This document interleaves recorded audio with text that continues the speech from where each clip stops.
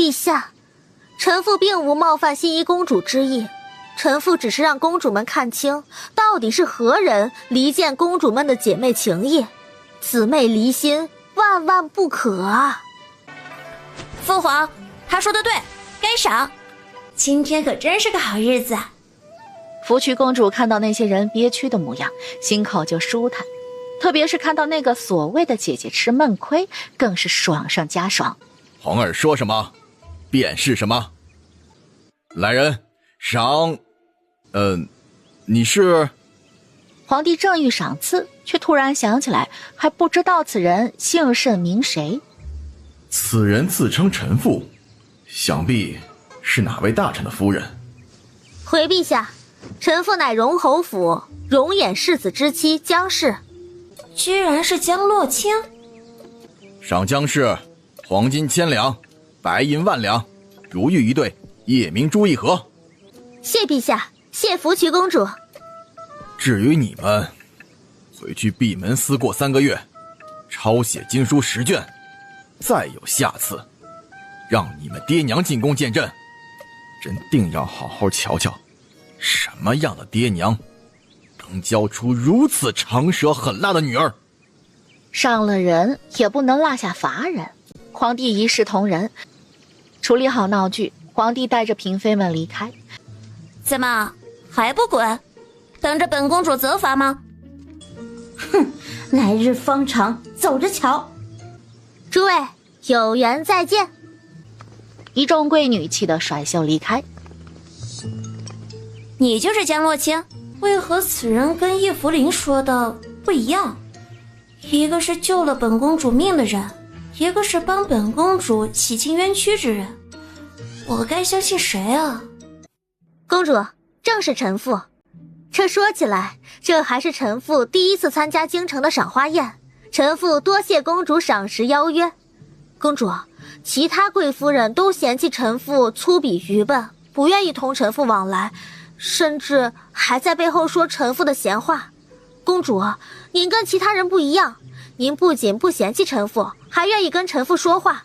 公主，您可真是个大好人呢。那些说你跋扈的才是坏人，他们真该死。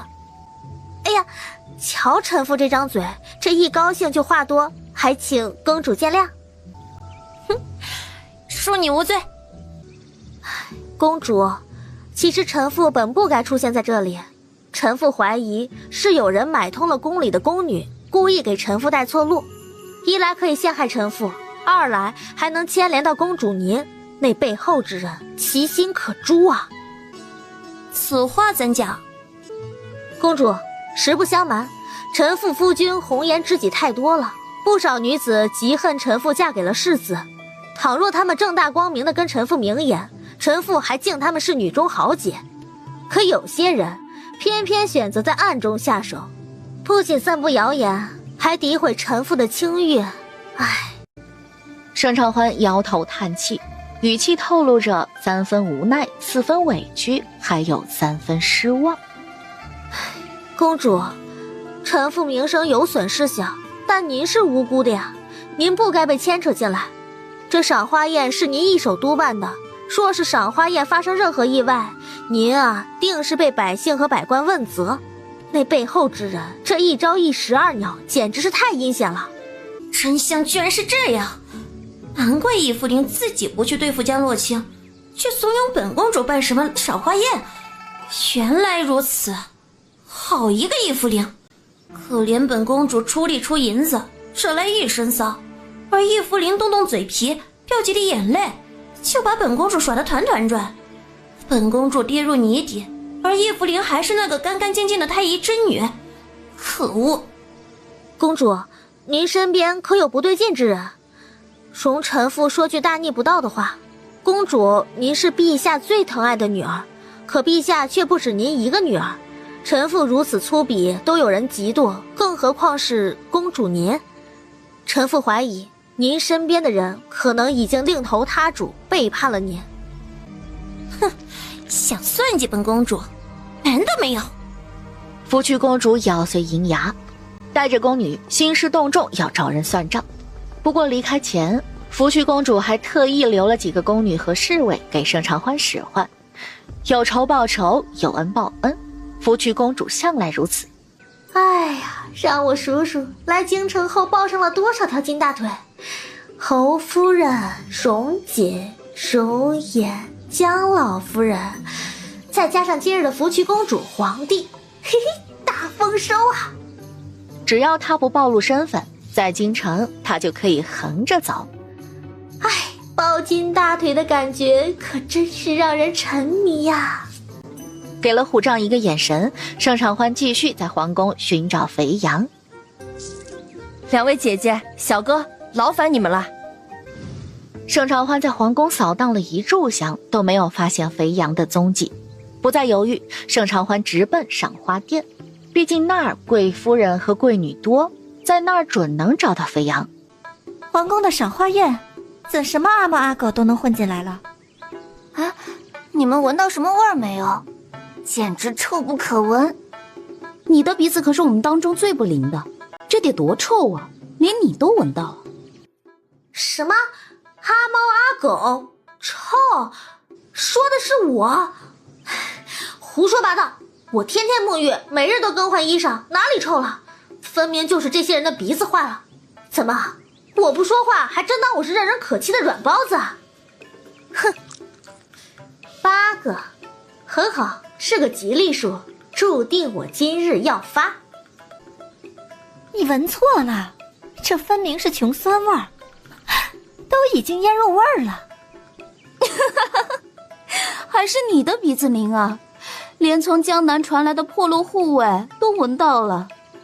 这破落户啊，简直是穷疯了，专喜欢抢别人的东西，跟土匪一样。你得意什么？你都不是你嫡母亲生的，你就是个庶女。还有你也别笑，你又不是真千金，你是被奶娘调包的假千金，是下人的种。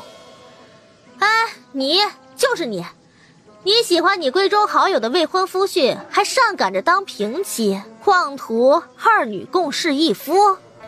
盛长欢双手叉腰，逮着人就开始骂。虽说他也不认识这些贵女，但不影响他造谣。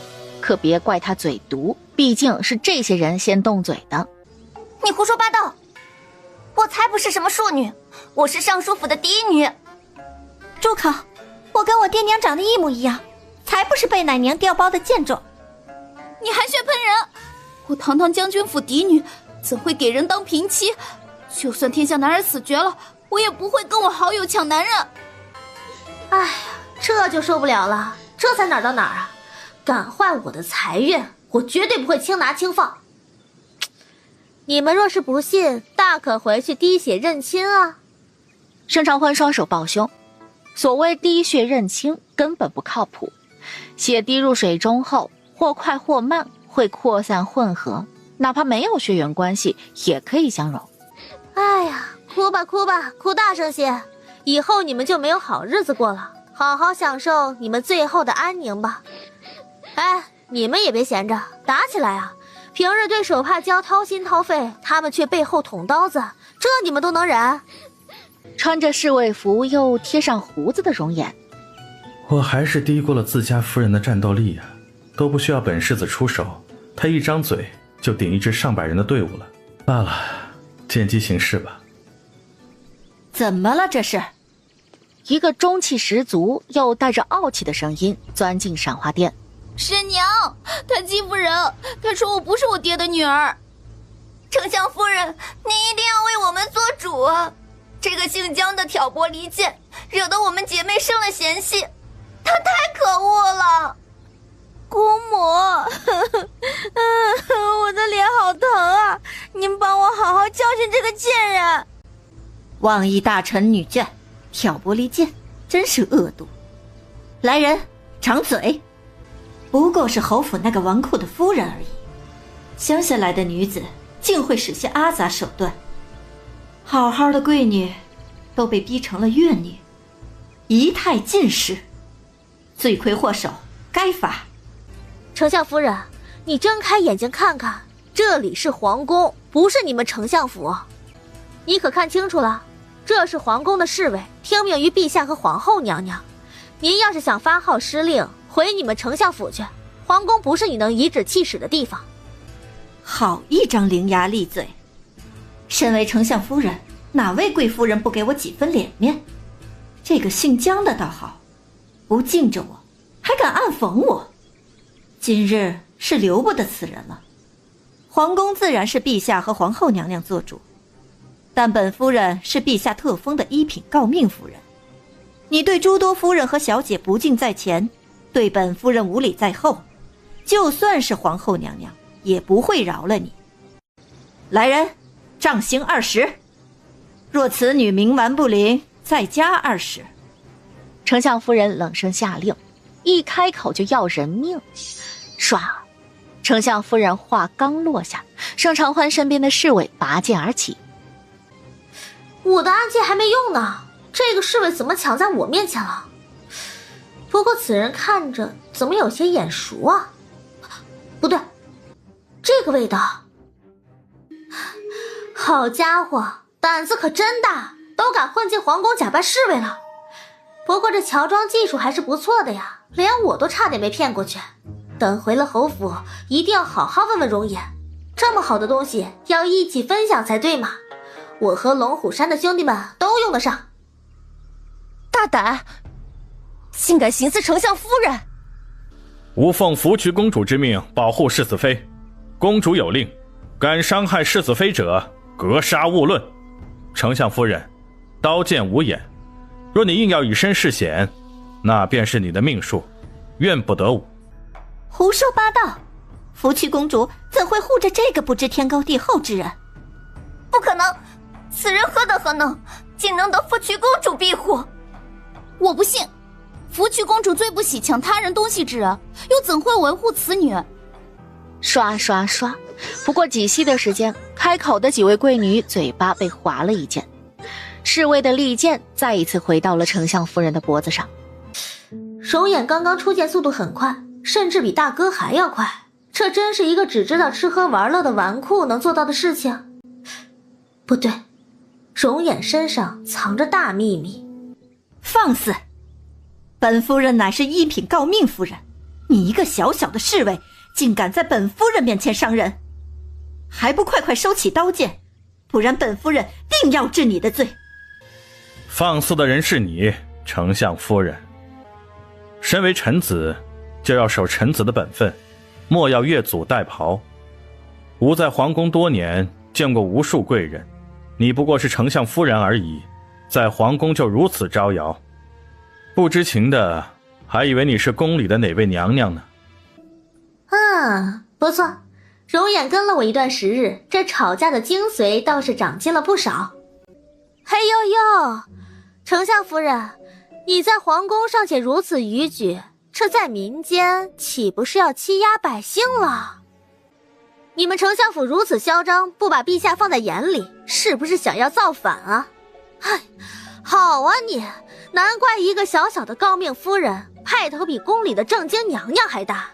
原来你们丞相府居然包藏如此的狼子野心，其心可诛啊！盛长欢手指着丞相夫人的鼻子，高声痛骂。啪！藏在暗处偷听的福渠公主提着长裙疾步跑过来，气狠狠地打了丞相夫人左脸一巴掌。大胆丞相府，我父皇如此信任丞相，可你们却意图谋反。来人，把这个老妇抓起来，严刑拷打。谋反之人全部该死。公主，臣妇和夫君对陛下忠心耿耿，怎会做出谋反之事？您年纪小，不懂人心险恶，切勿听信他人的挑拨离间啊！丞相夫人手指上戴着的那个红的能滴血的宝石戒指晃到了盛长欢的眼睛，这个戒指他死都不会忘。盛长欢拳头攥紧，我就说初次见面，为何看这个丞相夫人不顺眼？原来一切都是缘分，老天注定让我来收这个女人。你住口，休要放肆！盛长欢冷眼呵斥着丞相夫人，眼睛藏不住的恨意。福渠公主由陛下教导长大，打小就聪慧，公主岂会因为旁人的三言两语就被挑拨？你说公主不懂得辨别善恶，分明就是在责怪陛下没有教好公主。哼，连陛下的智慧都敢质疑，还有什么是你们丞相府不敢做的？哎呀，公主，您看他还敢瞪你，这雷霆雨露皆是天恩，公主赏赐他巴掌是他的福气，可他却因此记恨公主，挑衅皇室的威严，简直是罪不可恕啊！砰！福去公主冷着脸，一脚踹到了丞相夫人的肚子上。原本还在挣扎的丞相夫人，看到奶嬷嬷的眼神后，咬牙闭上了眼睛，一副痛晕过去的模样。不对劲，福瞿公主长得娇小，力气也不是很大，这才打了几巴掌，这丞相夫人怎会这么快的昏厥？盛长欢心生警惕，眼睛四处扫寻，终于在赏花店门口发现了若隐若现的明黄布料，一袭明黄袍衫的皇帝再次出现。公主，陛下到了，您快晕倒。父皇不喜后宫和皇子公主干政，哪怕我发现丞相府有谋反之心，也应先禀报父皇，而不是擅自动手。当听到提示，福去公主心一横，两眼一闭，直挺挺地往盛长欢身上倒去。不好啦！哎呀，不好了！福瞿公主被气晕了！你还愣着做啥？快去传太医啊！盛长欢怕容颜暴露，提前把人调走。容颜心头一颤，看来本世子被夫人发现了，都乔装成这样还能被夫人认出来，夫人平时一定没少偷看本世子，夫人果然在乎极了我。容颜心头暖洋洋，但面上不显，只是抱拳之后匆匆离开。发生何事？福瞿怎么会晕倒？一袭明黄袍衫的皇帝大步赶来，身后还跟着几位大臣。陛下，公主一片赤诚，却被这个毒妇气晕，您一定要为公主做主啊！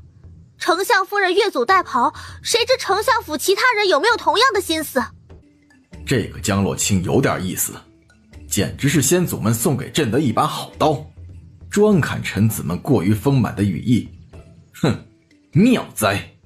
来人，把丞相夫人叫醒，朕要亲自审问。可怕，太可怕了！难怪江家女能管住容颜那个纨绔，这就是实力。易福林输给此人还真不远。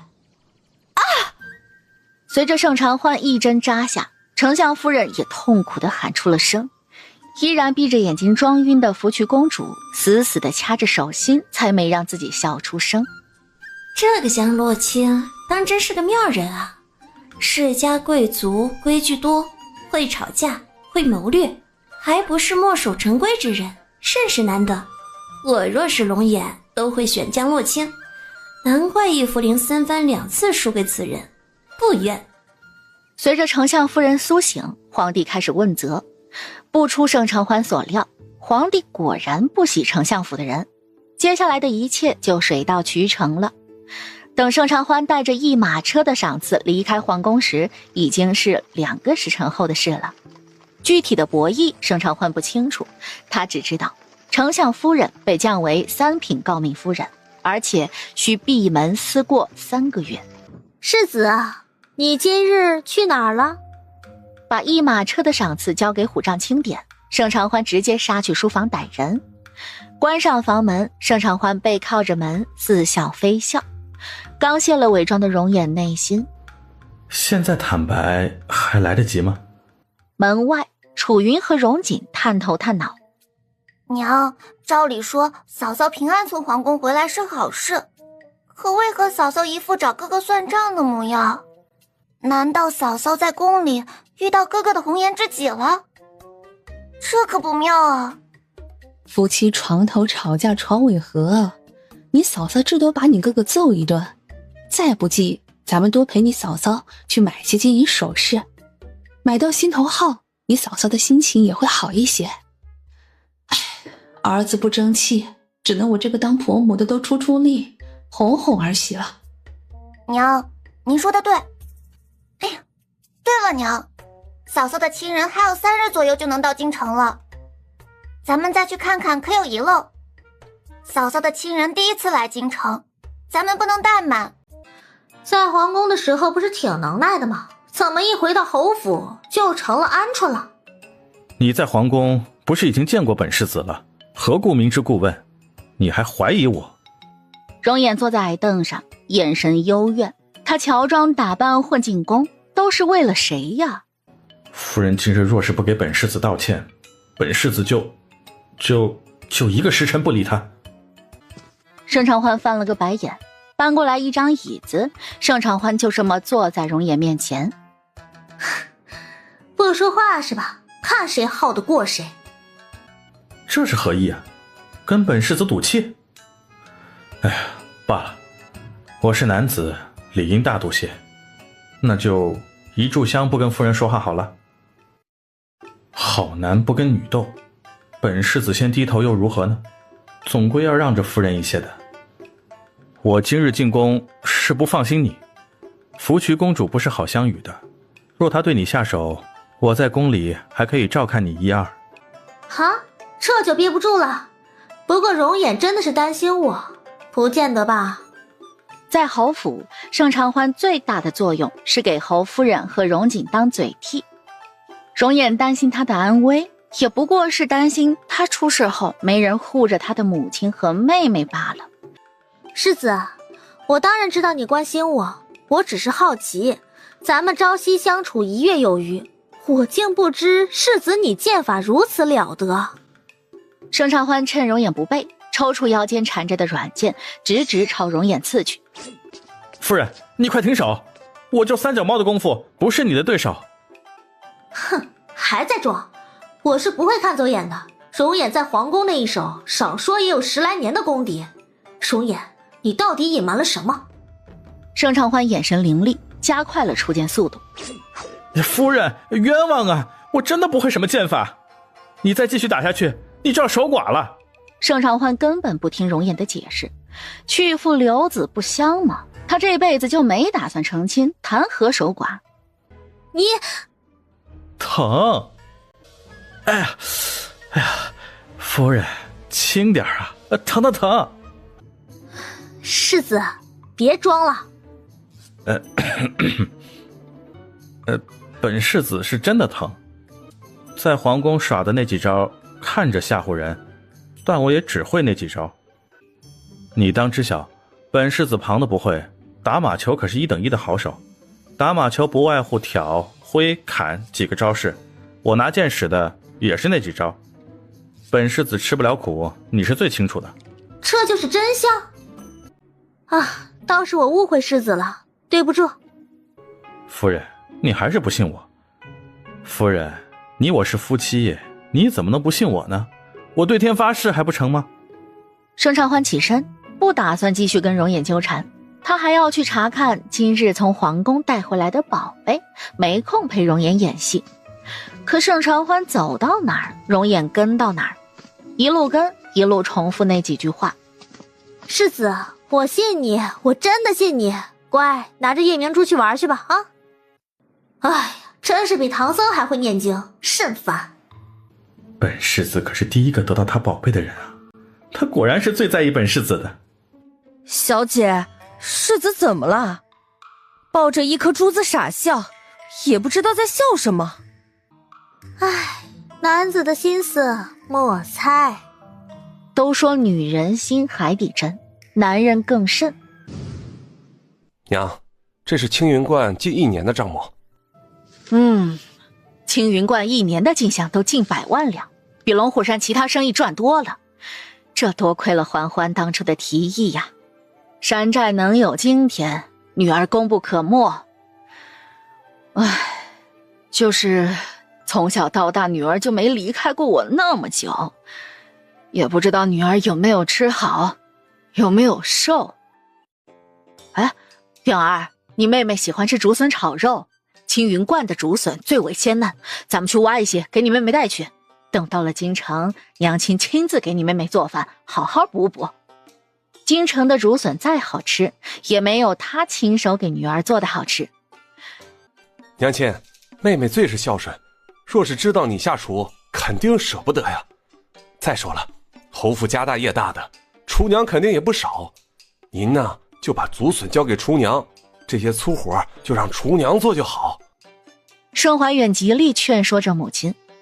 唉，母亲的厨艺还是不下厨为好，不然呢，真怕母亲把侯府的厨房给烧了。远儿，娘亲知道你和妹妹孝顺，但娘亲喜欢给你们做饭，看着你们吃娘亲做的饭，娘亲欢喜。不由分说，盛清河打定主意要亲自给儿女做饭。盛怀远欲哭无泪，谁能猜到流血流汗不流泪的他，此刻就很想哭。娘亲，我来。既然阻止不了母亲下厨，那就让母亲少挖一些笋吧，少一些笋，母亲也能少做一顿饭。盛怀远已经别无他求了。老夫人，这香点不燃。香炉前，江老夫人的丫鬟都快哭了。来青云观那么多次，头一回遇到点不燃的香，难道这是什么不好的预兆吗？江老夫人手也有些颤抖。香都点不燃，难道我的所求真的不能实现吗？我只是一个希望长子早日找到知冷知热的枕边人，再生几个白白胖胖的娃娃而已。难道这么点要求都过分吗？哎呀，老太太，你这香受潮了，换这个。挖竹笋路过的盛清河顺手递来了一捆新的香。受潮了？江老夫人傻眼了，万万没想到香点不燃居然是这个原因。还好，老天没有放弃长子，还有救。这位夫人多谢呀，得亏有你，不然老身今日都不安心。老夫人，我也是青云观的香客，我从来不在观外买香，都是在观里买。毕竟观里的东西啊，可是有灵气滋润，比外面的好。虽说这价钱吧是比外面的小贵，但咱用着放心不是？是这个理儿。这个老太太还真是好哄，是只飞扬，可以让观里的兄弟们多留意留意。在暗处目睹这一切的盛怀远，母亲还真是会挑人呢，这就是缘分吗？唉，罢了，我的样貌跟江伯庸相似，我若是出现在老太太面前，势必会引起人的怀疑，我还是去竹林等着母亲吧。求签殿，江老夫人一连3次抽到的都是下签，江老夫人和丫鬟脸都吓白了。盛清河内心，这又是哪个新来的做的签呢？不懂事，说过多少次了，签筒里的签可以是中签，也可以是上签，唯独不能有下签。香客来上香求签，为的就是求财、求平安、求姻缘。说抽到一个下签，以后谁还敢来啊？老夫人，您再试试，这一次准保心想事成。这不好吧？求签不是看上天之意吗？如此手动求签，岂不是弄虚作假？有何不可？青云观一向讲究随心意，天不随我意，我便自己做主。心顺意达，老天也会帮自己。盛清河一脸正气。我们当土匪的，若是抽到下签，就真的金盆洗手了？那不是笑话吗？抽不到上签，那便自己创造上签，事在人为嘛。好像很有道理。唰，江老夫人颤抖着手，顺着盛清河的话再一次抽签。当，一支上签赫然出现。老夫人，是上签。丫头很是兴奋，一扫连抽3支下签的恐惧。江老夫人也是合不拢嘴，拿着上签对着盛清河连连道谢。娘，您今日怎这般高兴？娘今日不仅求到上签，还遇到一位有趣的女子。道长说长子今年就能遇到命定的缘分，子嗣缘更是旺，会有2子2女。这一切可都是多亏了那个奇女子，只是可惜未来得及询问其名讳。可惜那位奇女子梳着妇人发髻，不然母亲都想撮合你们了。如此直率又有趣的女子，该是江家妇，可惜了。也不知道是哪位姑娘能跟长子缔结姻缘。母亲，这话可不能乱说，若是让那位夫人的夫家听到，会给人家带来烦扰的。还不是你这个不争气的东西！你堂堂太子少师，怎天天在府里陪我这个老婆子？好男儿就要走四方，多跟同僚和有慧根之人切磋探讨。娘这里还有些银两，你且带着出去应酬。从青云观回来之后，江老夫人一直惦记着长子的姻缘。娘，孩儿有银子，孩儿这就出门去寻同僚探讨文章，可好？江伯庸很是无奈，从青云观回来，老太太就不喜他待在府里，想着法子赶他出门。罢了，还是出门寻同僚探讨学问，不在府里碍老太太的眼了。娘，京城的烤全羊甚是美味，儿子带您去尝尝。娘不爱吃肉，你先吃，你把羊腿留给娘就行。娘，整只羊就属羊腿最好吃。那咋啦？我是你娘，吃你2只羊腿怎么了？臭小子，非要拆穿老娘不可吗？江伯庸带着一本古棋谱，正欲找同僚研究时，忽然听到一个让自己记了10几年也忘不掉的声音。倏然抬头，江伯庸睁大了眼睛，四处寻找声音的来源。只一瞬，江伯庸有感应似的，眼睛定在了5丈开外一个腰间缠着软鞭的背影上。是他，别说区区18年而已，这个背影他一辈子都不会忘。江伯庸心猛地跳动，一颗心都快跳出心口外了，拔腿就往那背影追去。庸哥，自江伯庸从江府出来，苏锦绣就一直跟在后面，眼睁睁看着江伯庸双目涨红朝一个妇人追去。苏锦绣涌出一股不好的预感，相识这么多年，从未见江伯庸如此失态。那个妇人，苏锦绣不敢想，脑子有个声音告诉自己，一定要阻止江伯庸去找那个女人，不然他会后悔一辈子的。庸哥，老夫人身子不适，你快跟我回去。松开！可当江伯庸从苏锦绣挣脱出手，再去找那个背影时，却不见了。江伯庸慌了，人呢？江伯庸嘴唇颤抖，几乎是小跑四处找人，可找了半个时辰，依旧没见一点踪影。江伯庸双眼耷拉，整个人被抽走神魂一般，行尸走肉的在街上游走。那个让江伯庸如此失态的贱人到底是谁？我要杀了那个贱人！难怪这么多年我得不到他的人，也得不到他的心。原来他心中早就有人了，凭什么？明明是我陪伴他时间最长，能陪他走到最后的人也该是我啊！彩蝶，去找江洛清。小姐，芙蕖公主可是陛下最疼爱的公主，咱们真的不挑些贵重的物件送她吗？送礼不都是送些好东西吗？这你就不懂了吧？盛长欢笑得意味深长。正是因为芙蕖公主见过的好东西多，寻常之物肯定入不了她的眼啊。咱们啊，就算是花几万两，也买不到她合眼缘的东西。可我们亲手雕刻之物才更有诚意，保证这是公主收到的最独一无二的礼物。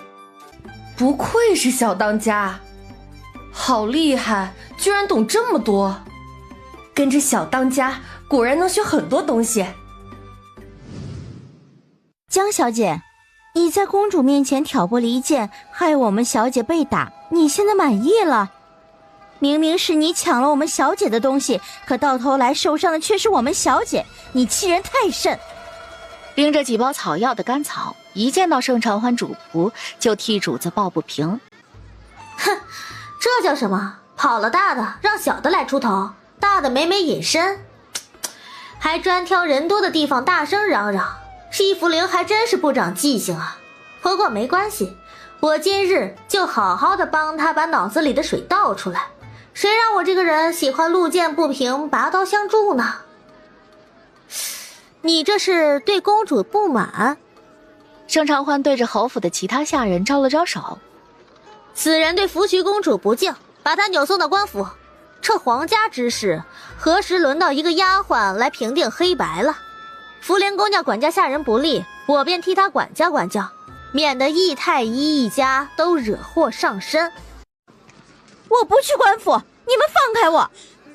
甘草惊慌，挣扎着不愿去官府。世子妃说的对，福灵姑娘管教不好下人，迟早会惹祸上身。给主子惹祸的下人，万万不能留。我没听错吧？苏锦绣这是在帮我说话？唉，不对劲，这敌人帮我说话，不是有求于我，就是在挖陷阱。青儿，借一步说话。苏锦绣约盛长欢到茶楼雅间一叙，盛长欢欣然答应。正好他还没跟苏锦绣讨要之前的赔偿呢，今日一并取了。之前在青云观都是误会，这是我给青儿你的赔礼，青儿务必要收下。苏锦绣将一个木盒递到盛长欢面前，倏的一道金光，差点没把盛长欢的眼睛晃到了。金钗、金镯子、金耳坠，下面还垫着厚厚的一层银票。不错，孺子可教也。这苏锦绣的脑子有长进，看来呀，苏锦绣这是有求于我。苏锦绣吃穿不愁，名声和地位在贵女中也显赫，能让苏锦绣求她的事，估计也只有江伯庸了。苏锦绣这是要收买我，在江老夫人和江伯庸面前说好话，好嫁给江伯庸啊。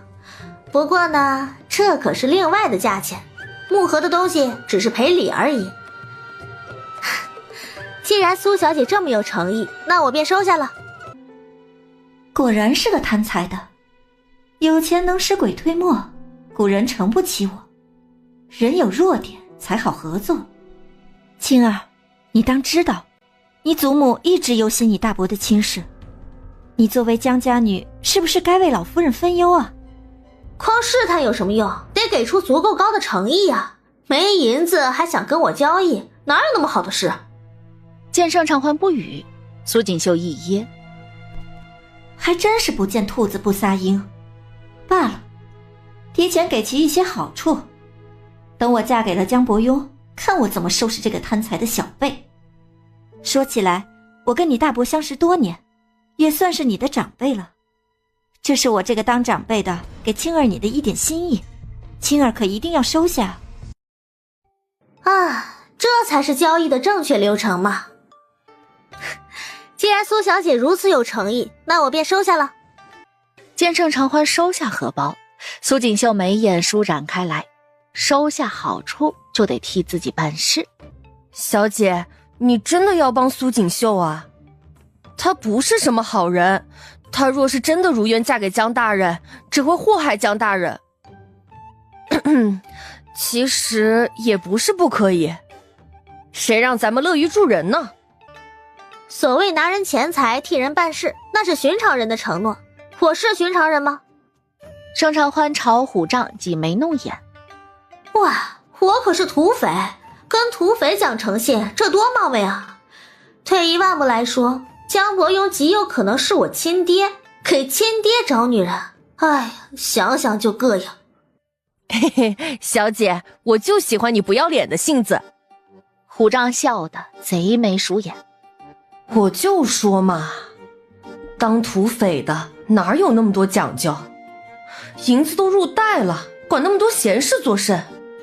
盛长欢勒着虎杖的脖子，嘻嘻哈哈一路回府。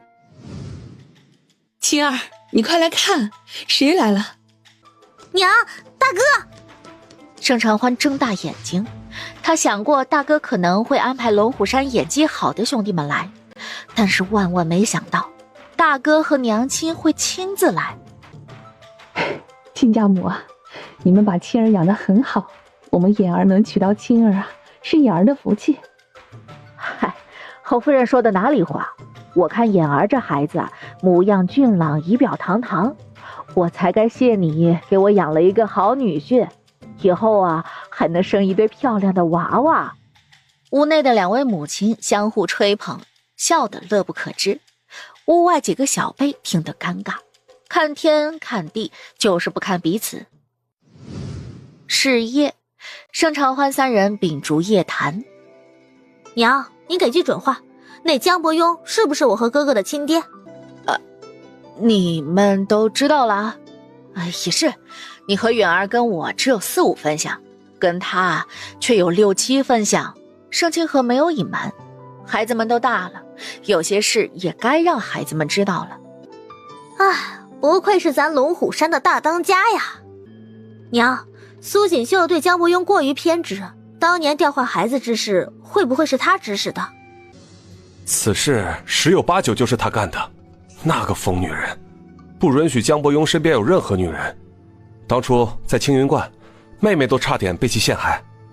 娘，这件事情我和哥哥会继续查明，但当务之急是要把江老夫人和江伯庸弄出京城。事成之后，您和哥哥再正大光明地出现在京城。还是欢欢想的周到。屋外，容颜身影一闪而过。妹妹，你这一手真是漂亮啊，收揽人心都收到东宫去了。今早江伯庸收到太子诏令，要其陪同去漠北办差，不愧是我妹妹啊。翌日，盛怀远朝盛长欢挤眉弄眼。刚睡醒的盛长欢，不是，我都没见过太子，谈何收揽人心啊？不是你，无事，这叫无心插柳柳成荫，不需要咱们动手，老天就帮忙了。哥哥，那江老夫人呢？江老夫人年纪大，肯定不会随儿子去漠北。妹妹，要不怎么说老天都在帮咱们呢？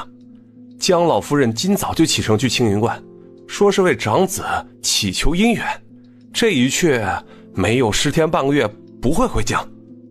盛怀远很是兴奋，但语毕之后，后知后觉的盛怀远也察觉出了不对劲。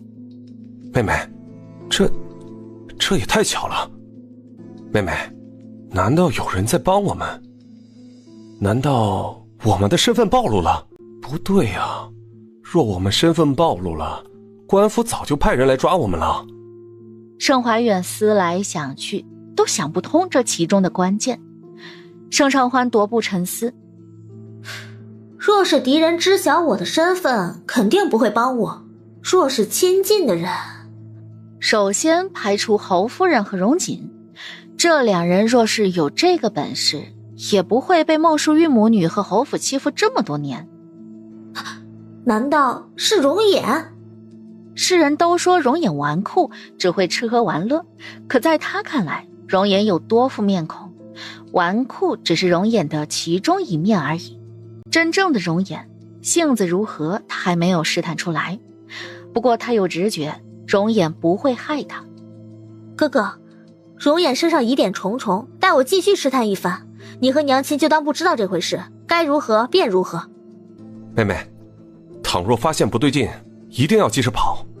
真相虽然重要，但是你的命才是最重要的。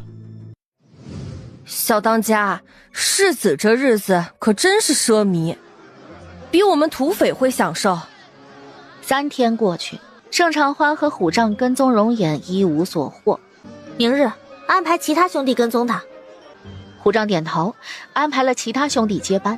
盛长欢和虎杖才悄无声息地离开。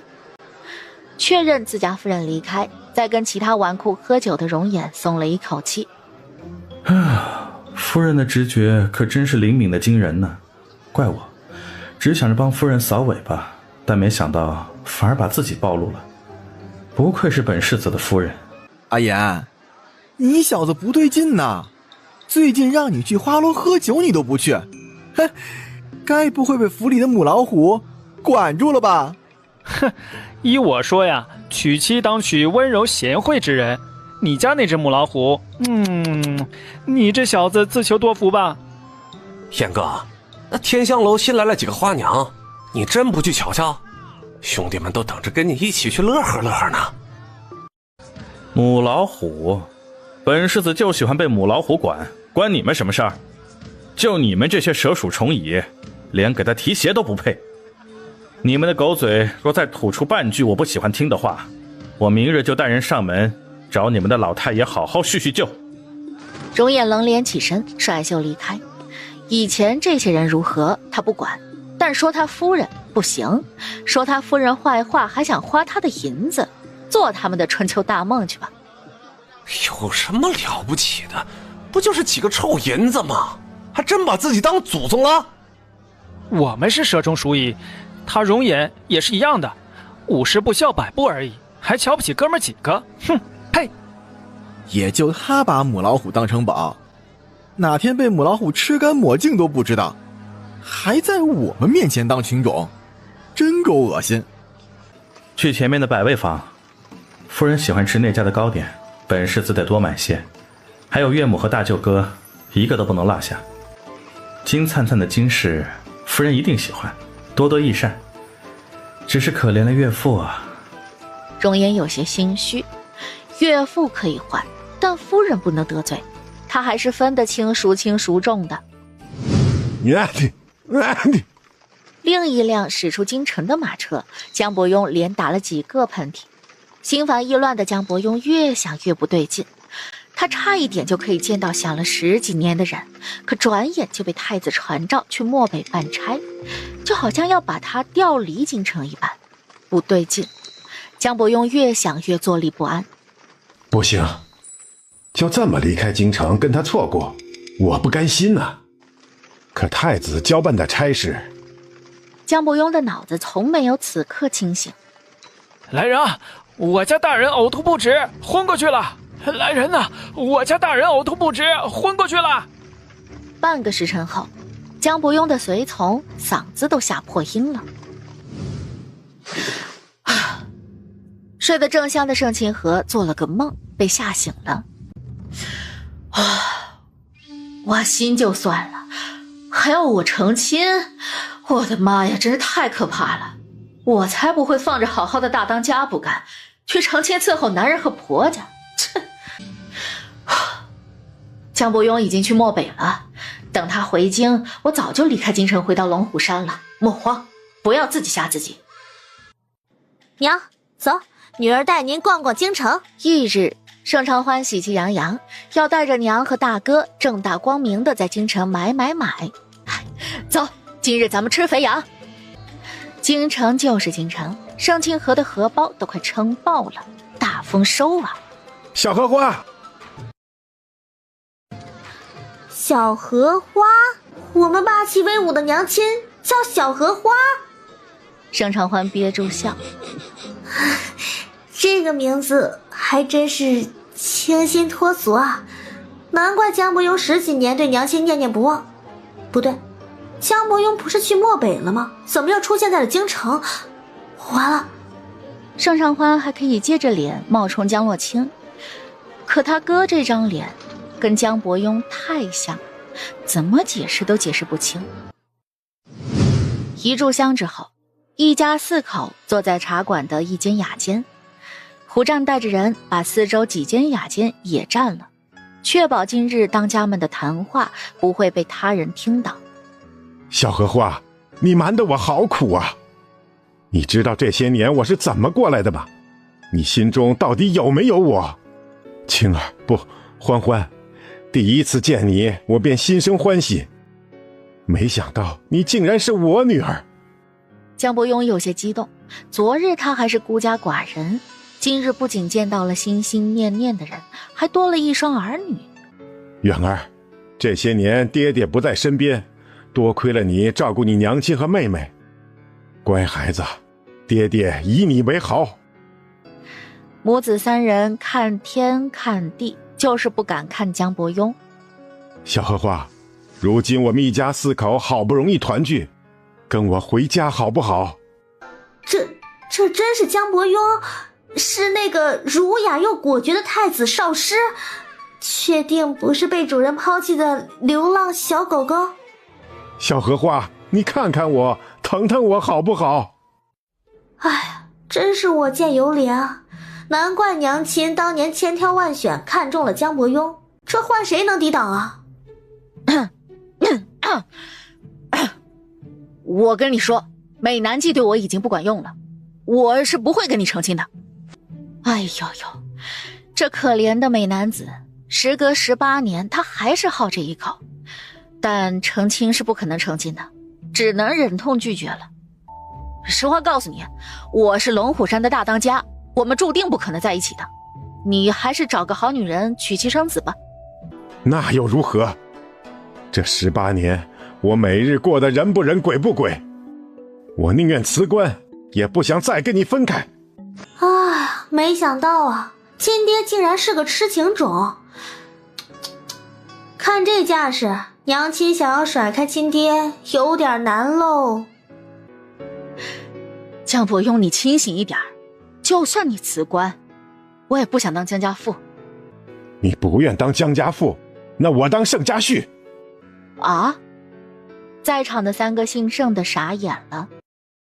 亲爹这招似曾相识啊，难怪这10几年娘亲依然保留着那把匕首。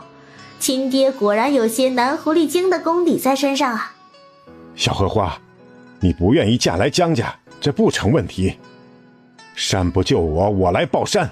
我愿意当盛家的赘婿，只要能留在你身边，我愿意放弃京城的一切。小荷花，这一次你休想再推开我。当我盛家的赘婿也不是不可。盛清河心动了。寻常男子要3妻4妾，我身为龙虎山的大当家亦是如此。你可以当盛家的赘婿，但不能影响我找其他小白脸，不能对我的事指手画脚，更不能拈酸吃醋算计别人。若不是场合不对，盛长欢和盛怀远都要给娘亲鼓掌了。不愧是龙虎山的老大，这魄力果真是前无古人后无来者啊！我答应你。哼，其他小白脸来一个我灭一个，小荷花只能是我的。真乖。盛清河很满意，捏了捏江伯庸的脸，还随手拍了拍他的屁股。一瞬间又回到了18年前，盛怀远和盛承欢大眼瞪小眼。这是我们能看的吗？要不我和哥哥还是走吧，免得打扰了爹娘叙旧。一个眼神，兄妹俩默契地走出雅间。翌日午时，娘，我偷偷的让人熬了大补汤哦。哼，敢打去你老娘？啊，不敢。吃老娘一拳！盛清河嬉笑，跟女儿玩闹。盛长欢猴子一般钻来钻去，笑嘻嘻地躲避亲娘的铁拳。盛长欢是笑哈哈，可容颜却是苦兮兮。坐在书房，容颜甚至不敢出侯府的大门。如今岳母跟岳父和好，本世子这个女婿……容颜有些心虚，明明把岳父弄去了漠北，谁知岳父中途折返。他好心办了坏事，岳父本就对他不满，若是知道漠北之行出自他手……哎呀，我还是少在岳父面前晃吧。世子，听说万金阁出了几套新头面，咱们去看看。依你。乖儿媳，不花完不许回来。母亲抢了我的活儿，我还有什么用啊？娘，那……跟着母亲一起去庄子的荣锦指着隔壁庄子，惊吓到说不出话。顺着女儿指的方向，楚云定眼一看，同样吓得说不出话。娘，江大人他居然跟嫂子的娘亲……娘也被吓到了。娘，如今我们发现江大人和嫂嫂母亲的秘密，该怎么办？锦儿，此事万万不能让其他人知晓，就算是做噩梦，也不能在梦中说出来。唉，造孽啊！怎么偏偏是嫂嫂的至亲呢？不过江大人模样俊美，又学富五车，嫂嫂亲娘英气逼人，又飒爽豪迈，两人倒是般配。只可惜他们在错误的时间遇到了错的人，怪只怪造化弄人啊！娘，咱们还查庄子吗？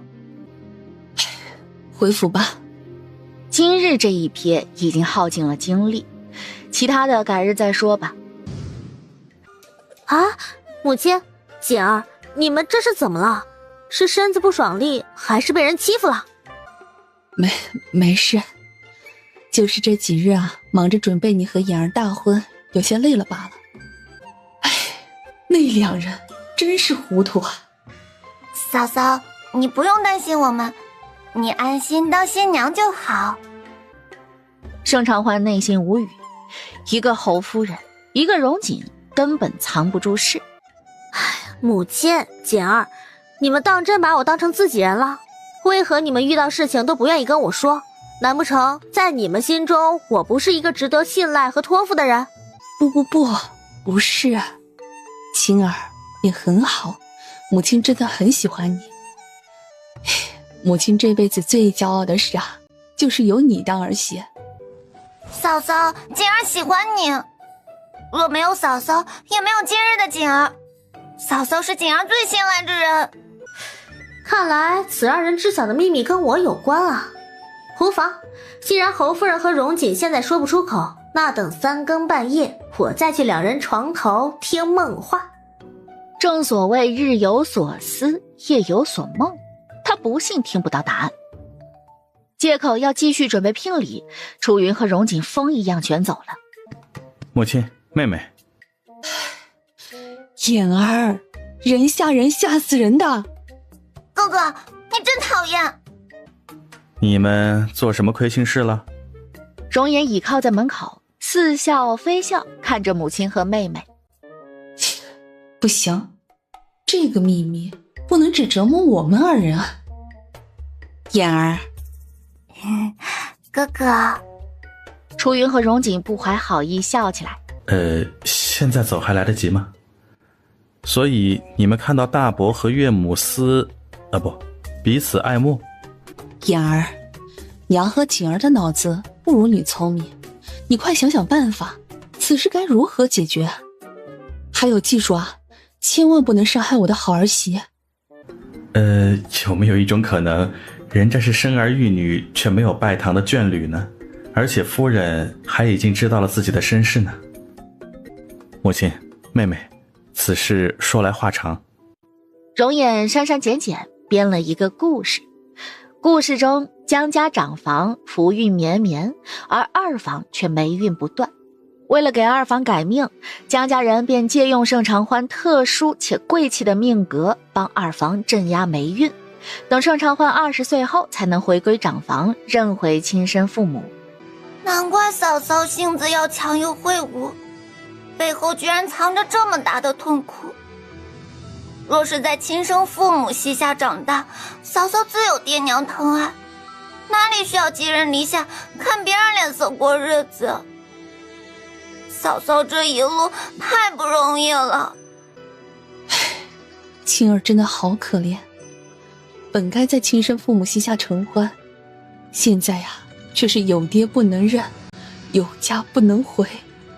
楚云摇头，心中更加心疼儿媳了。天生自带福运，却被借运，这得多疼啊！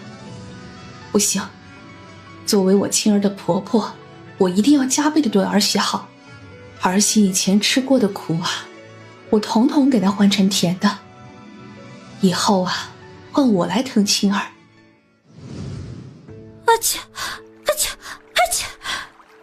河边，一身粗布衣裳的江洛清连打了几个喷嚏。青青，我的衣服你洗好没有？明天我要去见县太爷，要穿的体面些。另外，再给我准备100两银子。明天我要请县太爷和主簿们喝酒，不能太寒酸。我说话你听到没有？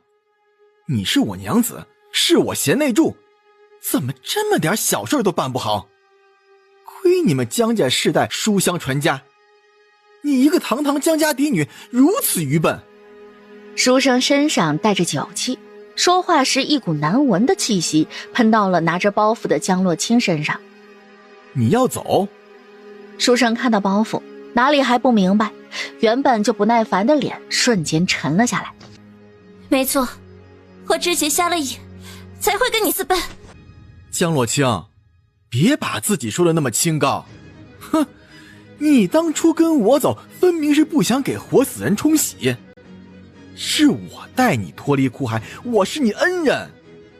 如今我为了你被刁难，你却想一走了之，你就承认吧，我们是一样的人，一样的自私。我们这种人才是天生的一对，离开了我，谁会要你一个残花败柳？你闭嘴！你吃我的，用我的，穿我的，活都是我干，你却终日在外饮酒作乐。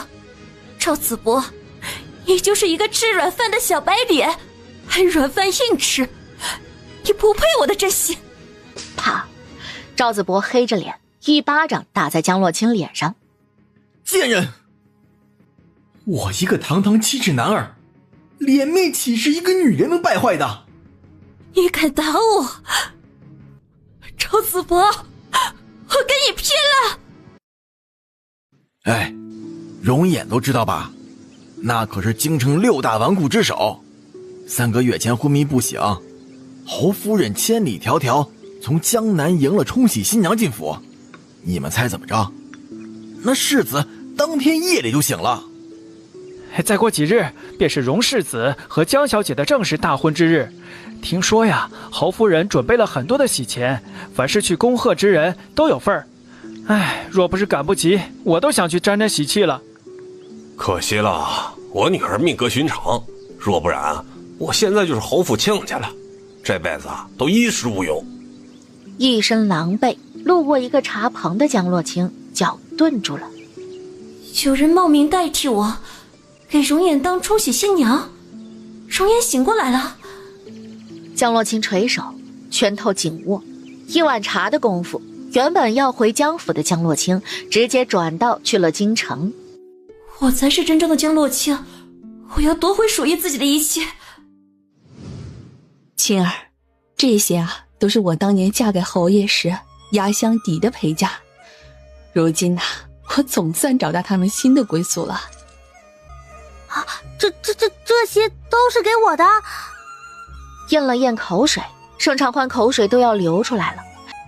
青儿，这金子啊虽然俗气，但在关键的时候啊却能救命。盛长欢都想狠狠地亲侯夫人一口了。不过侯夫人为何用看小可怜的眼神看着我？难道是又发生了什么我不知道的事？母亲，您是不是有什么事情瞒着我？盛长欢把库房钥匙妥善收好，狐疑看着人。最近这是怎么了？这一个个的都心事重重的，唯独我每天乐呵呵的。母亲怎么会有事情瞒着你呢？青儿想多了。母亲只是心疼你，从江南千里迢迢的嫁到京城来，我可怜见的都瘦了。亲娘说我瘦了，现在侯夫人也说我瘦了。这金子啊虽然俗气，但在关键的时候啊却能救命，当压箱底啊最合适不过了。当年我也是跟你一样的，嫌弃母亲为我准备的是金子，但有了眼儿和锦儿之后啊，我才知道母亲是对的。青儿，你且将就收着，等日后啊，娘再为你寻一些文雅之物来当做压箱底。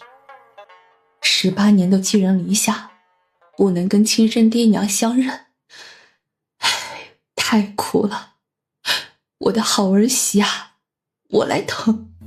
母亲，金子好啊，我就喜欢金子，我就不喜欢那些文雅之物。盛长欢都想狠狠地亲侯夫人一口了。亲娘说我瘦了，现在侯夫人也说我瘦了，难道我真的瘦了？可我日日燕窝当宵夜，顿顿不离肉的，我都能摸到我腰间长肉了。难道天底下的母亲们都觉得自己的孩子瘦吗？盛长欢摇头，这些不重要，重要的是他发财了。让我好好的想想，该怎么把这些金子从侯府悄悄的运回龙虎山呢？哎呀，金子太多也是一种甜蜜的烦恼啊。见儿媳不再追问，楚云松了一口气，找了个借口，楚云让儿媳清点压箱底的东西，自己先跑了，再不跑都怕露馅儿了。哥哥，娘亲还没回来吗？妹妹，你且在侯府等着，我去找找娘亲。哥哥，我跟你一起去。天黑了，你怕吗？没事，我宽阔的胸膛给你靠。小荷花，你真的不进去一起吃烤羊腿再走吗？哎呦乖，我明日再来找你。盛清河毫不犹豫地拒绝。远儿和欢欢都等着我呢，我这个当娘亲的不能让儿子和女儿担心。好，我等你。江伯庸！盛清河正欲对江伯庸不轨，却听到了一个女子的尖叫声。两人回头，只见苏锦绣提着灯笼，面色狰狞。小荷花，我来应付他，免得脏了你的耳朵。难怪这么多年你一直委屈，还屡屡拒绝我。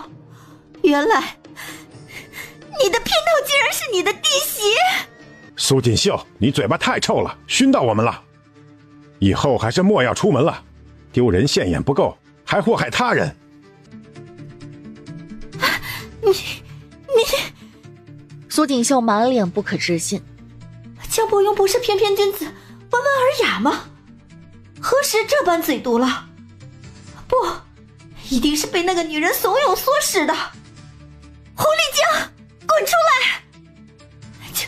就是你把我的庸哥带坏了，你现在给我滚出京城，我可以饶你不死。苏锦绣气急败坏，从未这么恨过一个人。住口！小荷花才不是什么狐狸精，她是我此生的挚爱。你若再胡言乱语，别怪我破了不打女人的先例。当着我的面骂我的女人，那就别怪我不客气了。大白鸽跟弟媳私通，你管这叫挚爱？江伯庸，我最后再给你一次机会，把这个女人赶走，娶我，不然我就把你们的丑事宣扬出去。我倒想看看，是你的挚爱重要，还是你的仕途重要？我得不到的东西，谁也别想得到。若是被别人得到了，那我就毁了所有人。砰！盛清河一拳把苏锦绣打晕了。当土匪久了，耳朵听不得威胁，他不威胁旁人就不错了。小荷花，你怎么把他打晕了？怎么，心疼了？你明知道我心中只有你，其实我们可以拿刀剑架在他脖子上，让他乖乖自己走去密室的。哼，不错呀，有长进啊，有点我们龙虎山的匪气了。不远处，目睹亲娘打人，亲爹帮忙出主意的盛长欢和盛怀远内心……更远处的容颜频频点头。啊，姜还是老的辣呀，岳父这招学到了。苏锦绣浑身湿漉漉醒来，一睁眼就看到几张令自己讨厌的脸。仔细一看，江洛清及其兄长眉眼跟江伯庸有6、7分相似。难道？苏锦绣目瞪口呆。江家二房的一双儿女，分明是江伯庸跟那个贱人生的。江……嘘！不待苏锦绣开口骂人，盛长欢堵住了苏锦绣的嘴。人要有自知之明，还要识趣儿。你且仔细瞧瞧身处何处，才掂量着开口。这分明是一间密室，我被绑架了，而绑架我的就是我倾心多年的江伯庸，还有他的孽种。你们想干什么？我爹可是当朝太傅，江伯庸不过是太子少师。我都提醒你了，要谨言慎行，你怎么就不听劝呢？真是可笑，谁家女儿会帮父亲给自己找继母？欢欢是我和小荷花的女儿，不是什么野种。你若是再吐一个我不喜欢听的话，我便再打你一巴掌。一个字一巴掌，你自己掂量。哎，爹，你跟他废话这么多做甚？直接上刑就好。哼，怜香惜玉，不存在的。更何况这个女人也不是个什么好东西。你敢！苏锦绣慌了，从小锦衣玉食，被娇养长大，吃不了苦，她身上连伤疤都没有，更别说受刑。乖，捂上耳朵。哎，肉麻，我鸡皮疙瘩都起来了。罢了罢了，爹娘恩恩爱爱，当子女的只能帮爹娘铲除障碍。啊！兄妹俩一人拿着一把匕首，盛怀远二话不说，将匕首刺在了苏锦绣的左手手心。盛长欢紧随其后，把匕首钉在了苏锦绣的右手手背。当年是不是你派人教唆奶娘调包娘亲的孩子？一炷香后，苏锦绣浑身血淋淋，昏迷了过去。妹妹，看来苏锦绣不是当年的幕后黑手啊。如果不是苏锦绣，又会是何人？苏锦绣不过是寻常女子，根本就受不住酷刑。我和哥哥轮番上阵，苏锦绣都不承认，那真相只有一个，当年的幕后黑手另有其人。可当年的龙虎山还只是一个小山寨，娘亲的威名也不显，这桩祸事应该不是娘亲招惹来的。难道真正的凶手跟苏锦绣一样，都是爹爹的仰慕者？哥哥，之前咱们调查的范围和人可能太小了，咱们应该把爹爹的仰慕者都找出来，再一一筛选。只是18年过去了，怕是不好筛选。都怪我，当年若不是我这张脸太惹人注意，也不会发生调包之事。若那贼人真的调换成功孩子，我这辈子都不会安心的。不许这么说，不许这么说。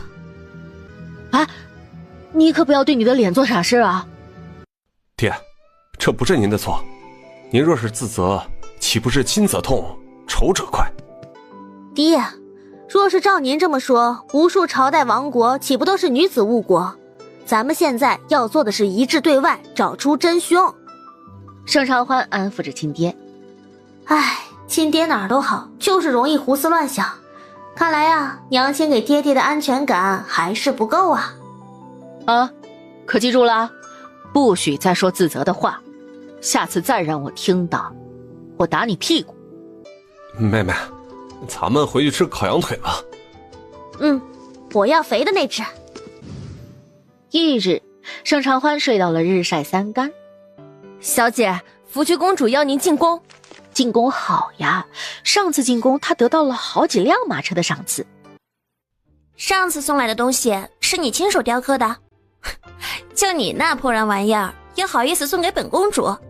喏，赏你的，下次用好木料，本公主可不是什么破烂都收的。一旁的宫女无奈垂头。公主好不容易交到一个投缘的朋友，可公主的嘴总是这般言不由衷，都怕把唯一的朋友都吓走了。谁说福区公主嚣张跋扈、刁难任性的？错，福区公主分明是善解人意、体贴入微的小可爱，连我喜欢金子都知道。福区公主可真是太讨人喜欢了。公主，这把木剑还有个机关，里面可以藏东西。让虎杖收好金子，盛长欢亲自教福区公主耍剑。盛长欢一番演示，福区公主看得一愣又一愣。赏！以后谁若是说福区公主的坏话，我龙虎山第一个不答应。我赏你俗气的金子，你不生气吗？为何生气啊？臣妇是个俗人，就喜欢金子。当然啦，若是公主赏臣妇银票，臣妇也是欢喜的。你这人还挺有趣的。公主可真有眼光，臣妇也觉得自己有趣呢。看吧，我就说福区公主是个好人，都夸我了。福区公主笑了，以后定要常招此人进宫。公主，您笑起来可真好看，性子又直爽又不扭捏，难怪您的名声不好。肯定是那些嫉妒您的人散布谣言。算你有眼光，这个江洛清倒是个实诚人，比宫里那些小人可靠多了。公主，那是何人？右手手指，我和哥哥一直在找的那个右手尾指断指之人，可找遍了京城都没能找到。难道那人……他呀，一个哑巴，是父皇的侍卫。小姐，是我没用，我居然把人跟丢了。皇宫门关闭前，盛长欢和虎杖离开了皇宫。坐在回府的马车上，虎杖很是自责。虎杖，明日咱们继续给福曲公主送稀奇的小玩意儿，借着送礼的机会，他才好进宫。包在我身上。虎杖把心口拍得砰砰响，立功的机会来了。姑娘，你是不是饿了？可是粥已经吃完了，你且拿上一吊钱，进城去买些吃食吧。你把我当乞丐？我是来当世子妃的，不是乞丐。一个人老珠黄的妇人也敢羞辱我？等我把侯府那个假货赶出去，看谁还敢欺负我。你这人好生无礼。我们夫人心善，你不敢也就罢了，怎还目中无人？同为乞丐，怎差别这么大？那是你们用铜板羞辱我在先，还怪我无礼。哼，假模假样，虚伪，让开，休要挡道。青儿，还好有你。母亲，何人敢伤嬷嬷？我也不知那是何人，不过下次再让我见到他呀，我高低得教训他一顿。夫人，世子妃，老奴没事，只是可惜了夫人的善心，被人糟蹋。侯府门口，江洛清嘴角上扬。荣华富贵，我来了。站住！哪来的乞丐？也敢擅闯侯府！混账！我乃江家嫡女江洛清，我才是你们真正的世子妃，还不速速让开！本世子妃要亲自把里面那个假货揪出来。你若是世子妃，我还是世子呢。就是，也不照照镜子，看看你自己配不配。一个乞丐婆也妄想飞上枝头当凤凰，赶紧走！侯府不是你招摇撞骗的地方。侯府谁人不知，世子妃深受夫人和小姐的喜欢，世子更是把世子妃当成了掌中宝。眼看着世子和世子妃大婚将近，什么阿猫阿狗的都想来分一杯羹，真是臭不要脸！住口！狗眼看人低的东西！等我恢复了身份，一定要把这些狗东西通通都发卖了，一个都不留。卖了，通通发卖了！你才大胆！我们小姐也是你能冒充的？没皮没脸的东西！两位小哥，世子快回来了。若是让世子看到有人在侯府门口撒泼打闹，定然会治你们的罪。我先把人赶走，你们仔细些，不要让乱七八糟的人混入侯府。娘，刚刚女儿在府门看了一出好戏。侯府二房，荣家柔喜气洋洋在母亲耳边低语：“此事当真？”孙慧清大喜，若那个乞丐婆说的是真的，那侯府就热闹了。十有八九是真的，不然寻常人哪有胆子冒充侯府的世子妃？母亲，咱们报仇的机会来了。好，不过此事最好不要经我们的手。西院那对母女可不是什么省油的灯，他们比咱们更恨江家女。柔儿，咱们二房毕竟是侯府血脉，有些事还须得让外人来做更好。母亲，姜还是老的辣呀。小姐，今日府门口之事被不少人瞧去了。二房西院还有那个老太太，定然会朝你发难的。唉，怕什么？我还担心那些人不到我跟前蹦跶呢，蹦跶的越欢快，我薅的羊毛越多。虎杖，你带着兄弟们去找些人。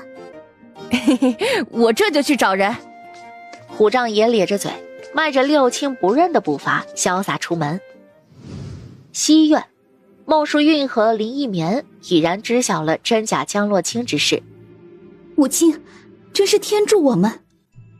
不急，让二房的人先动手，咱们只管安心当皇去。母亲，您说的对，二房对江洛清的恨不比咱们少，咱们只管静观其变。翌日啊，说好的暴风雨呢？风呢？雨呢？都去哪儿了？小姐，好无聊啊！哈，他们该不会都想等对方先下手，都想当黄雀吧？小姐，他们还真是长得丑，想得美。京城人就是心眼多，不像龙虎山，上至70、80岁的老人，下至3、4岁的崽子，都想冲在第一个大街。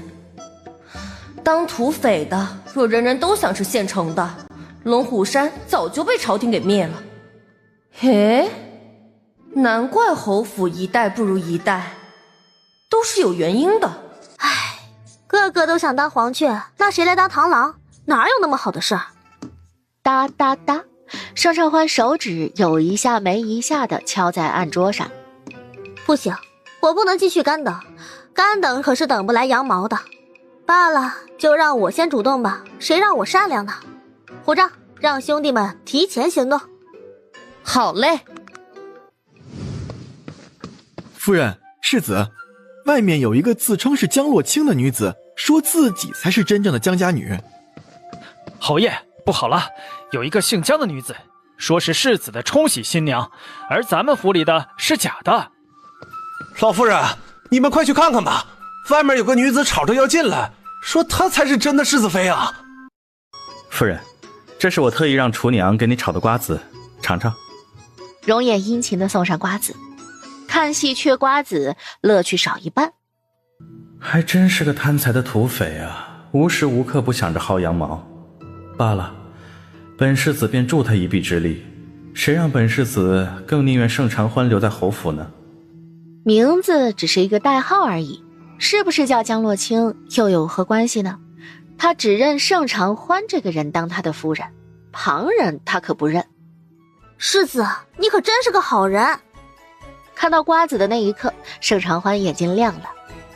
容颜怎么知道我想嗑瓜子的？也太贴心了吧！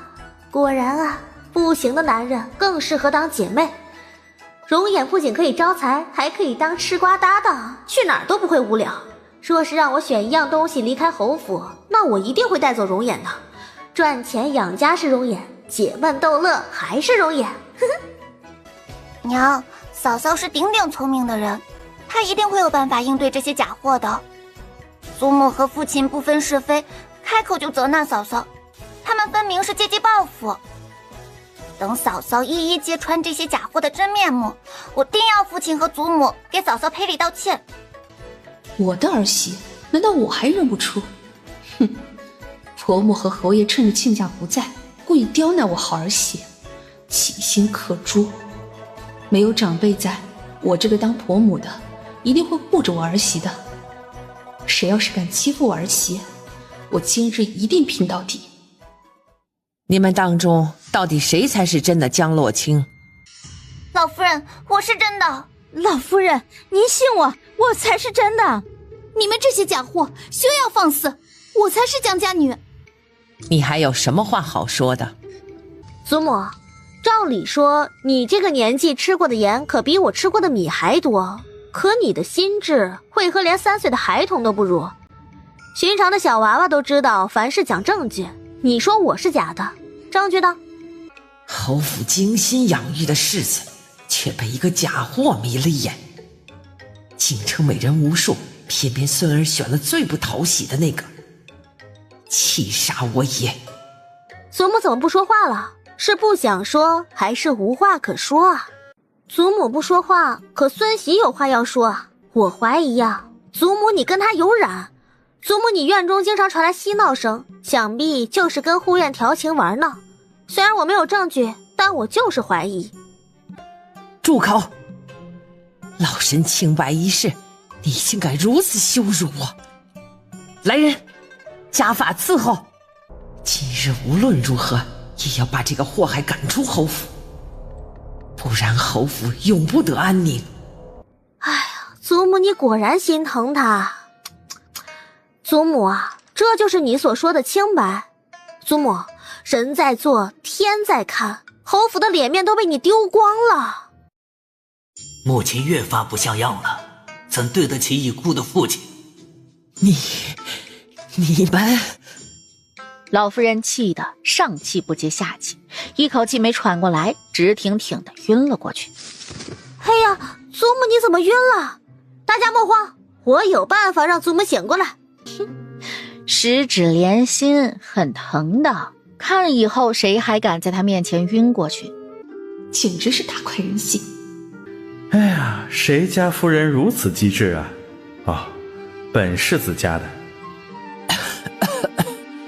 祖母感觉如何？被人冤枉的滋味不好受吧？盛长欢看到老太太识趣，满意点头。这才对嘛，识时务的人才能活得更久。祖母，你活了大半辈子，见多识广，尚且会被谣言气倒，更何况是孙喜我还年轻。孙喜被人污蔑，委屈至极。祖母，将心比心，你是不是该给孙喜一个说法呢？你要如何？祖母，孙喜只是想要一个说法而已。哎呀，祖母你是知道的，孙喜身娇体弱，吃不得苦，也受不了委屈。祖母你惯会疼人，一定不忍心见孙喜难受的，对吧？我呢，只有一个小小的要求，就是赔礼道歉。哼，白当了一回螳螂，便宜这些黄雀了。你身子不好，城西的庄子有温泉。今日之事是老身误会你了，庄子便是老身的赔礼。你且好好养着身子，早日为侯府诞下子嗣。祖母，你的赔礼道歉孙喜就收下了，不过孙喜还是要提醒祖母，您呢耳根子软，就不要听信身边人的谗言，他们只是吹吹风，可最终受苦的人却是你呀。二房众人齐齐垂手，不敢去看老夫人的眼睛。孟淑韵母女也别过头，不去触碰眉头。老夫人甩袖，让丫鬟扶着自己离开，剩下的糟心事她不想管了。见母亲都不想管了，荣松瑞这个当公爹的也懒得插手儿媳之事，遂跟在母亲身后离开了议事厅。你意欲何为？虽说老夫人信你，但我们可不怕你。该死的，为何先盯着二房，而不管西院那对母女？再怎么说，二房也是侯府的一份子，而西院那对母女才是外人。二婶，不是我意欲何为，而是你们二房欺人太甚。你们嫉妒我之前拿了二房的宝贝，如今明知我被冤枉，却落井下石。二婶，我的心好痛啊！哼，没个6、7万两，今天二房谁也别想离开。你不要胡说，我们二房可没有说你是假的。苏慧心怂了，后悔这么快来看戏。是他们母女说你是假的，不关我的事。你要怪就怪他们。没用的东西，那个女人随便一炸，二房就认输。窝囊，愚蠢。二婶，可是论亲疏，二房才是自己人啊。既然是自己人，二房为何不帮我，却袖手旁观，任由其他人误会我？夫人受委屈，我这个夫君怎么能袖手旁观呢？该本世子上场了。二婶儿，我夫人身子虚，经不得下。你们二房如此兴师动众，把我夫人吓到了。世子，既然二婶他们都不喜欢我，不如就分家吧。分了家，二婶他们也不用每天见到我就厌烦。盛长欢掐了一把大腿，真疼啊！如果我足够有本事，夫人也不必如此作戏，再忍忍。等再过段时日，彻底解决了那位的猜忌，本世子一定可以肃清侯府，让夫人当侯府说一不二的主母，谁也别想欺负到夫人头上。好，那就分家。不可，不能分家。二房急了，若是分了家，二房的吃穿用度谁来给银子？青儿，今日是二婶思虑不周，让你受委屈了。二婶手中有2个陪嫁的铺子，二婶本欲留给柔儿当嫁妆，但二婶今日做主给你了。二房从未对青儿你有不满，咱们可都是血脉亲人呐。分家的话，以后万万不可说。见盛长欢不语，孙慧欣和荣家柔急了，真是贪得无厌，比土匪还贪。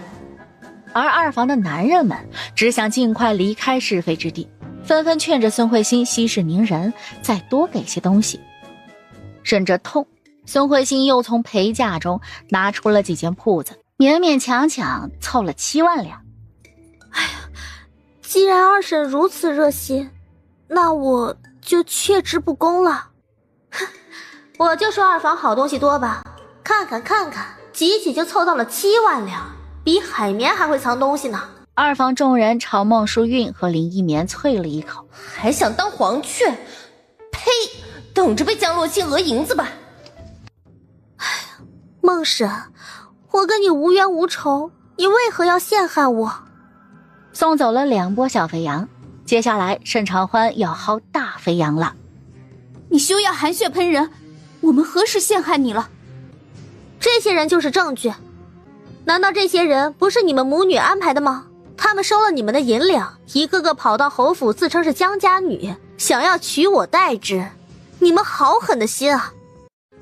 我何时找人冒充江洛清了？胡说八道！我何时？孟淑韵正欲辩解，6个江洛清却扑通一声纷纷跪地求饶。我说是他给了我50两银子，让我到侯府冒充江家女。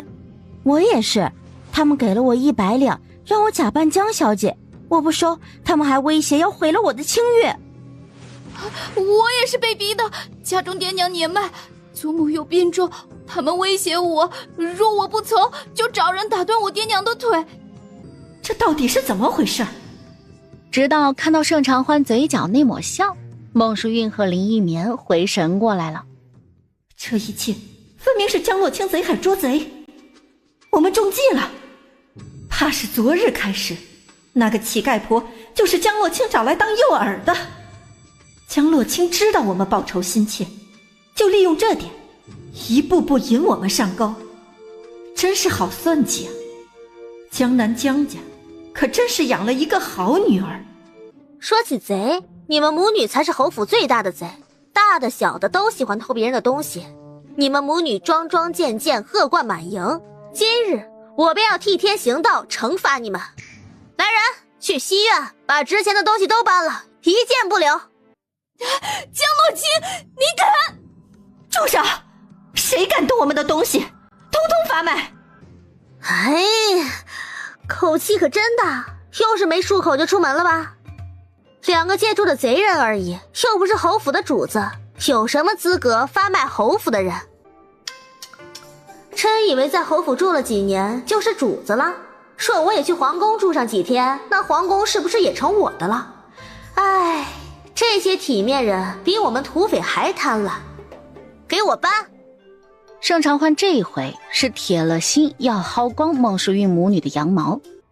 好儿媳，你受委屈了。嫂嫂，你辛苦了。我家女儿的确受委屈了。盛清河带着盛怀远、江伯庸姗姗来迟，给了盛长欢一个安心的眼神。盛清河对着侯府众人故作不满：“哼，亲家，你们侯府趁着我不在，竟欺负我女儿。你们侯府的门楣太高了，我们高攀不起。乖女儿，跟娘亲回家。这个侯府不待也罢。走不得，万万走不得呀！没有你呀，我该怎么办呢？嫂嫂，你别走，我不能没有你。你若是离开侯府，我也跟着你一起走。哈，大可不必。而且我现在也没想走啊，这羊毛还没薅够呢。谁知道侯府的主母如此说，龙虎山6、7岁的崽子胆子都还要大一些。哎，罢了罢了，看在羊毛和韭菜的份上，收敛些吧。亲家，我知你和锦丫头是好的，但你们侯府，你也是当母亲的人，若是锦丫头嫁人以后也被婆家如此欺辱，想必你也是不放心的。亲家，此事我定会给你和青儿一个交代。你放心，我只认青儿这一个儿媳。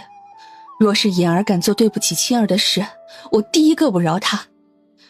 我也可以跟你保证，妍儿这辈子只会有青儿一个妻。妍儿若是敢纳妾养外室，我就不认这个儿子。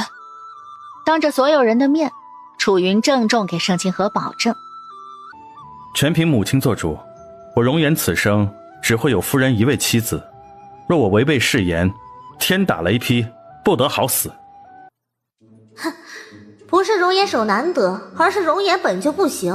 若是纳妾养外室，这时间长了吧，肯定会暴露秘密，所以还是守着一个女人最为稳妥。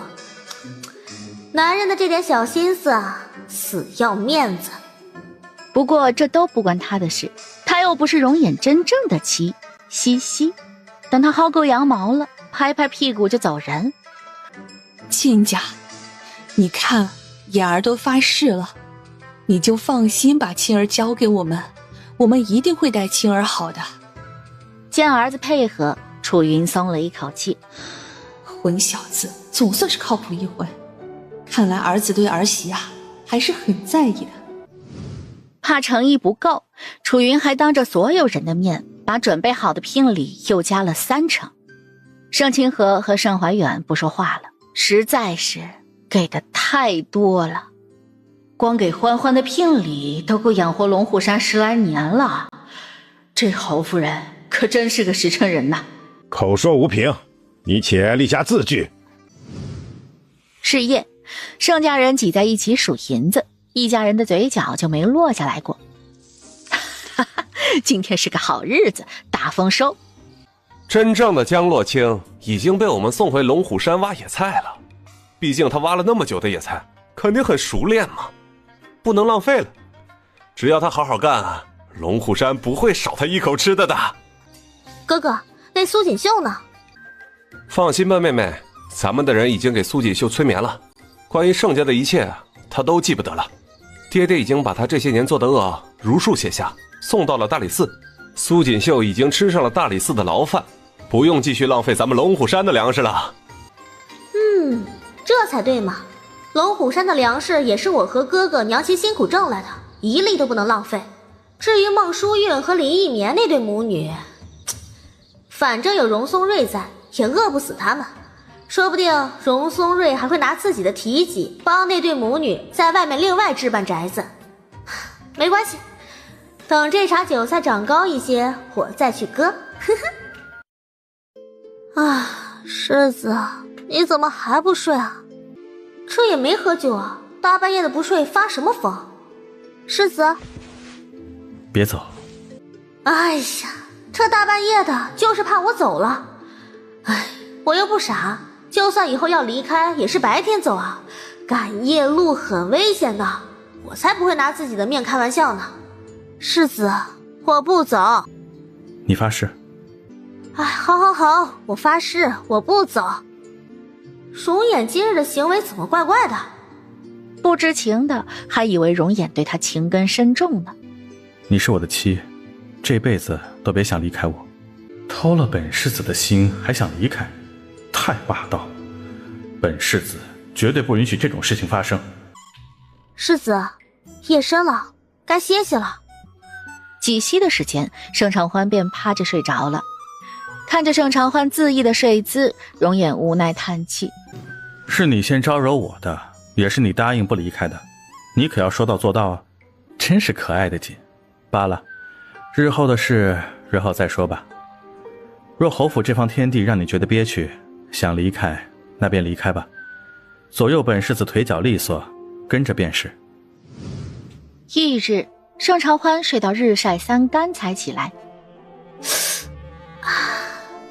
可是看到镜中有些红肿的嘴，盛长欢瞪大了眼睛。世子，昨夜房中进了蛇虫，把我的嘴都咬了。盛长欢一骨碌爬起来，浑然没察觉到容颜那红的能滴血的耳朵尖尖。嫂嫂，你让人撒这么多硫磺做什么？哎呀，侯府有蛇虫，你看我的嘴巴昨晚都被咬了。嫂嫂，我去叫大夫。嫂嫂，你的嘴巴都肿了，若是那蛇虫有毒就糟了。荣锦拔腿就跑。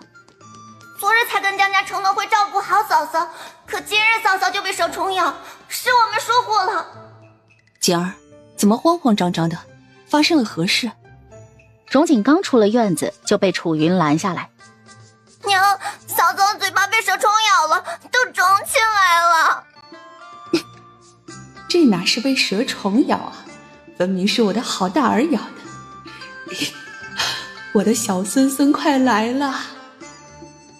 傻丫头，不用找大夫。唰，荣锦从耳朵红到了脖颈，真是误会大了。不对啊，如果是哥哥，那嫂嫂为何说是蛇虫？还能因为什么？你嫂嫂昨日被老太太他们欺负，心中有气，你哥哥又放不下面子来哄人，夫妻床头吵架床尾和，你嫂嫂真是给你哥哥台阶下呢。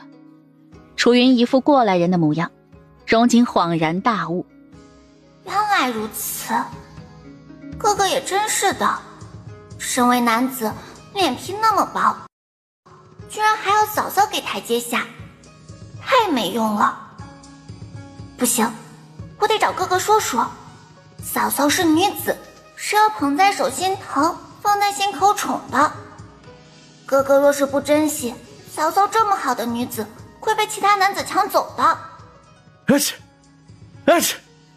躲在书房不敢回房的容颜连打了几个喷嚏。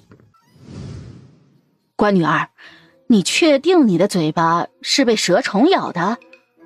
盛清河看着女儿的嘴，意味深长地笑了，还不忘瞥一眼江伯庸。娘，房间里只有我和容颜，不是蛇虫咬的，难道还能是容颜咬的？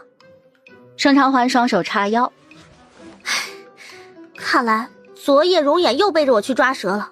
哼，蛇虫没看好，都咬到我了。不行，我一定要问容颜索赔银钱才行，不然我不是白被咬了。我这就去找他算账。噌，盛长欢怒气冲冲起身，径直朝书房走去。娘，要不要拦着些？我怕妹妹把容颜给打死了。盛怀元有些担心。容颜虽说会点拳脚，但那白斩鸡的模样，妹妹一拳就可以打倒。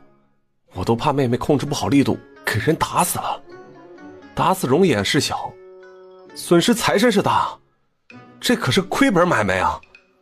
不用，你妹妹舍不得。远儿，你且放心，你妹妹自有分寸。罢了，就由妹妹去吧，左右死不了人。说，可还没说完一句话，一个木盒就被塞到了盛长欢的手中。这是什么？你且打开看看。地气、房气、田气。看着木盒中的一张张气纸，盛长欢不明白容颜的意思。这是我一半的产业，昨日侯府让你受委屈了，这些就当是赔礼。这些都给我的？他粗略翻了翻，这个木盒少说有100张气纸，100张啊！别说养一个龙虎山，就算再来10个也绰绰有余。只给你一个人。就算是赔礼，也不用这么多呀。你老实交代，是不是有什么事情瞒着我？这么多多的地契，我是真的舍不得松手啊。没有瞒你，我们大婚将近，你就当这是我单独给你的聘礼。既是聘礼，那我便收下了。盛长欢松了口气。啊，原来如此，我就说为何突然给我这么多，容颜还真是一个大方的夫君啊。唉，可惜了，容颜不行，说不然我还真有点心动，想在容颜这里借一颗种子了。他真的收下了，还是在得知是聘礼的情况下收下的？那这是不是就意味着他愿意嫁给我？他心中果然有我，若不然也不会收下聘礼。世子，喏，这个给你。这给我的？容颜紧紧地拿着小木剑，声音带着惊喜和兴奋。只有我一个人有吗？容颜手心贴着木剑，上面还有盛长欢的温度。盛长欢毫不犹豫点头，多谢。真好，只有我一个人有。哼，看吧，我就知道自己亲手做的小玩意儿很受欢迎，崽子们喜欢，芙蕖公主喜欢，连容颜这个见多识广的有钱世子也喜欢。哎呀，我可真是个心灵手巧的大聪明。万金阁新到了几套细细头面，很是衬你。百味楼的厨子最近也做了几道新菜，你应该喜欢吃。马场那边来了几匹汗血宝马，你若是喜欢，我带你挑几匹。啊，好啊好啊，容颜也太贴心了吧。见盛长欢一改愁眉，容颜松了一口气，还好银子能买来夫人开心，他还不算一无是处，他还是有用的。